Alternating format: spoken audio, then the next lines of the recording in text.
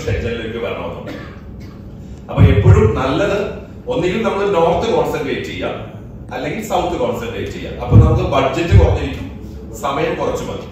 ഇപ്പൊ നോർത്ത് എന്ന് പറയുമ്പോൾ എല്ലാവരുടെയും ആഗ്രഹം, ചൈനയിൽ പോകുമ്പോൾ എല്ലാവരുടെയും ആഗ്രഹം എന്ന് പറയുന്നത് ചൈന വൻമതിൽ കാണുക എന്നുള്ളതാണ്, അല്ലേ?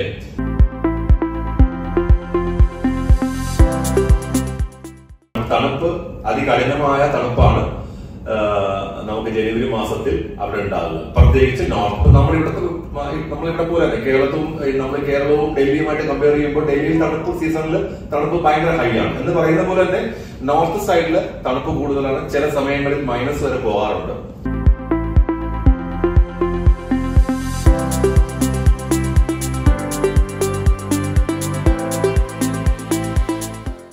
ഇവിടുത്തെ പോലെയല്ല ട്രാഫിക്.